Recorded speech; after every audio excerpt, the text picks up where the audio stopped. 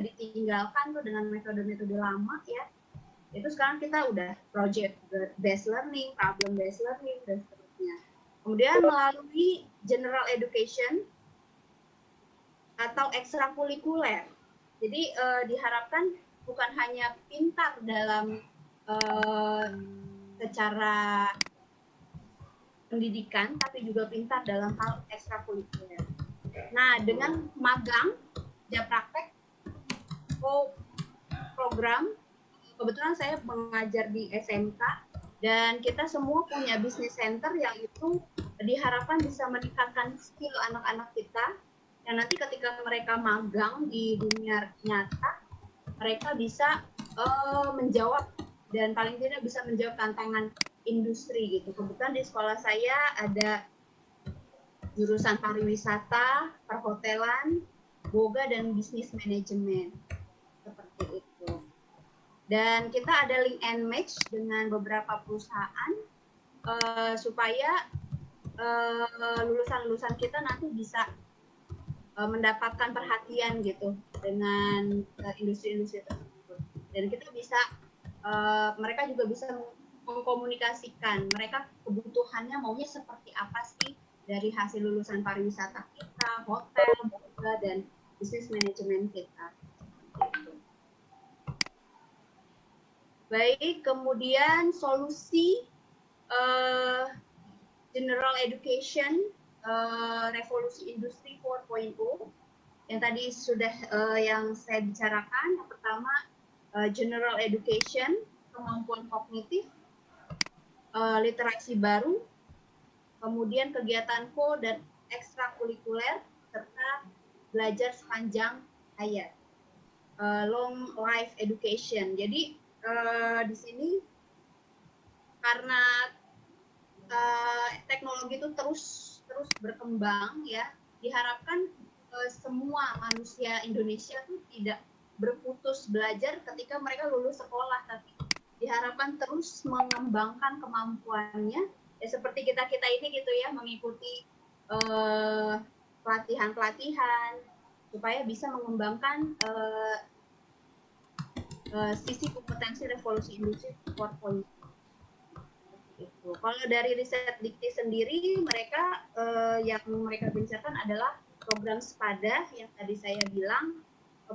Kebetulan kemarin PPG itu sedikit berbagi, semua PPG itu kita selama 2 bulan dari seluruh Indonesia kita menggunakan sepada itu.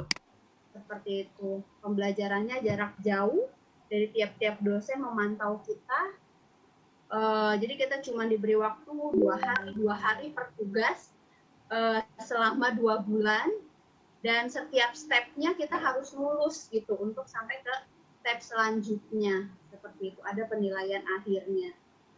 Cukup menegangkan karena kita harus belajar tanpa tatap muka langsung, hanya belajar dari modul-modul yang di-share di pada tersebut. Mungkin kendalanya ya dari pembelajaran jarak jauh ini untuk teman-teman kita yang berada di Papua, yang berada di Indonesia Timur, atau di Sumatera yang mungkin di pedalamannya itu kesulitan gitu ya dalam hal pembelajaran daring ini. Gitu. Bahkan sampai banyak beberapa yang tidak lulus gitu karena bukan karena mereka tidak mampu, tapi karena mungkin terbatasan jaringan atau prasarana yang mereka miliki. Seperti itu. Baik, di sini yang dimaksud belajar sepanjang hayat yaitu belajar sepanjang hayat perlu difasilitasi oleh universitas karena pendidikan tidak berhenti setelah seseorang mendapatkan ijazah. Seperti itu. Tidak sedikit perguruan tinggi negara maju yang memfasilitasi lifelong learning sudah dianggap hal yang sangat penting.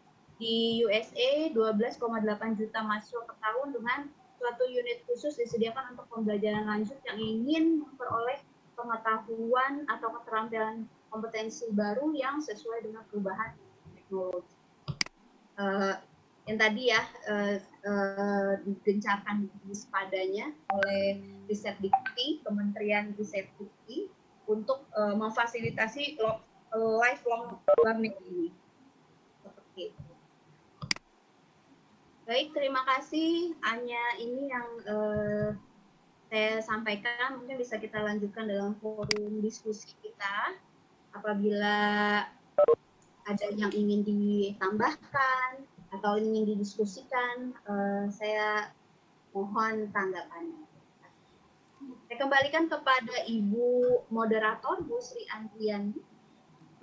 Mohon maaf Bu, ini Bu Sri kayaknya masih terkendala oleh jaringan ya. Jadi beliau tadi izin keluar dulu sebentar gitu ya, nanti akan masuk lagi, coba masuk lagi karena terkendala jaringan. Jadi selama sesi presentasi beliau memang tidak bisa terdengar apapun gitu ya. Jadi mungkin baik. saya ambil alih aja dulu ya Bu ya untuk sesi moderator. Nah tadi kita sudah dengarkan paparan dari Ibu Trimaya mengenai digitalisasi pendidikan ya Bu ya. Bagaimana memang ke depannya bahwa digital ataupun teknologi informasi itu menggantikan peran-peran yang selama ini ya mungkin kita jalani dalam arti pembelajaran tatap muka langsung misalnya ya. Dan kita pun pada akhirnya dengan fenomena wabah COVID ini, pandemi ini, mau tidak mau gitu ya kita memulainya langsung gitu dengan fasilitas ataupun dengan sarana-sarana yang ada pada saat ini di kita gitu ya. Nah mungkin tadi seperti disampaikan oleh Ibu narasumber bahwa memang mau tidak mau dengan program yang sudah dicanangkan pemerintah ini pasti ada kendala gitu ya. Pasti tidak berjalan dengan smooth gitu ya. Selalu ada kendala ya, terutama tadi kalau pembelajaran jarak jauh atau PJJ, mau tidak mau kan kita sangat tergantung pada jaringan gitu ya. Jaringan yang memungkinkan kita untuk saling terhubung satu sama lain gitu. Namun tadi ada beberapa daerah ya yang mungkin belum bisa untuk menyeimbangkan atau bersama-sama dengan kita untuk melaksanakan itu ya mungkin speednya lebih lambat karena tadi keterbatasan jaringan.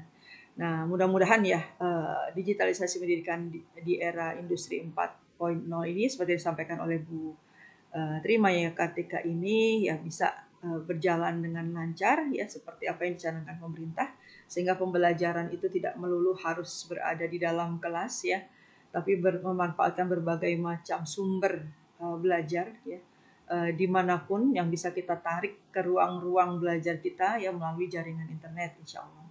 Nah barangkali itu sedikit dari saya dan alhamdulillah terima kasih kepada Ibu Erli Suryani yang sudah bergabung dengan kita ya Bu Ratna masih Bu Sri. Alhamdulillah Bu Sri sudah bergabung, mudah-mudahan sudah bisa bersuara juga Bu Sri. Terdengar Bu Sri? Oh, masih belum terdengar suaranya. Kita tunggu. Barangkali ada pertanyaan, kita masuk ke sesi QA, questionnaire and answer, yang barangkali di antara Bapak Ibu partisipan ada yang ingin ditanyakan dari paparan yang disampaikan oleh Bu Trimaya tadi. Barangkali masih ada yang belum jelas atau ingin diperjelas lagi, silakan kami tunggu. Baik melalui tertulis di chat ataupun langsung melalui mikrofon, silakan Bapak Ibu sekalian. Saya coba unmute saja mikrofonnya biar bisa. Oke.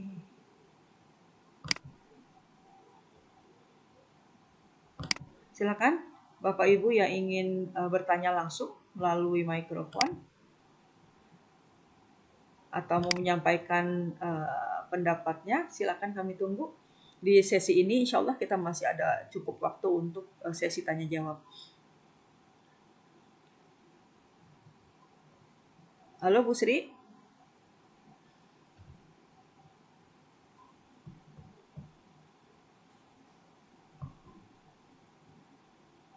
Masih ada pertanyaan atau sesi pertanyaan dari Bapak Ibu sekalian? Sebentar saya buka dulu chatnya.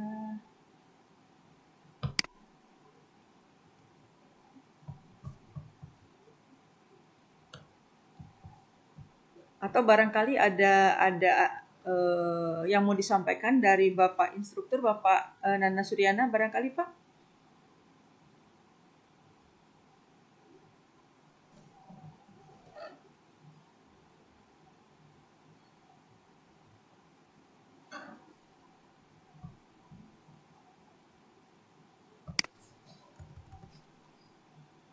Halo, Bu.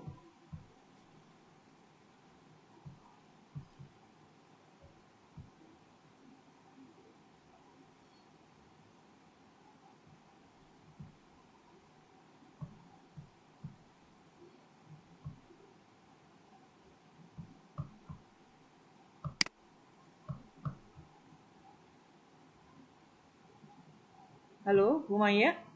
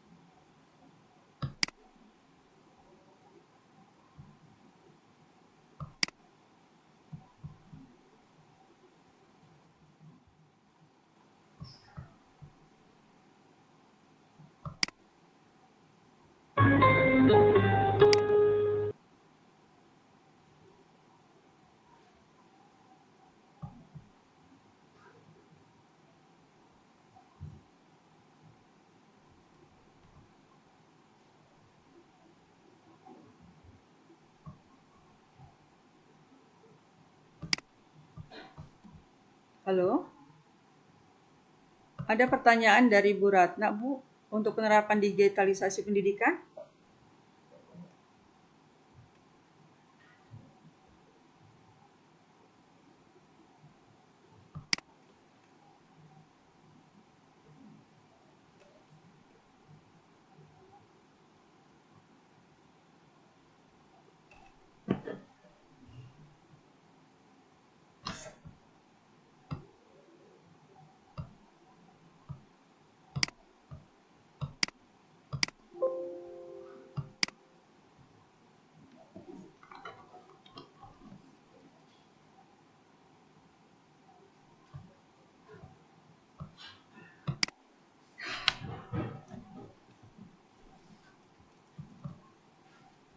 Halo, Bu Maya. Suara saya kedengaran, Bu?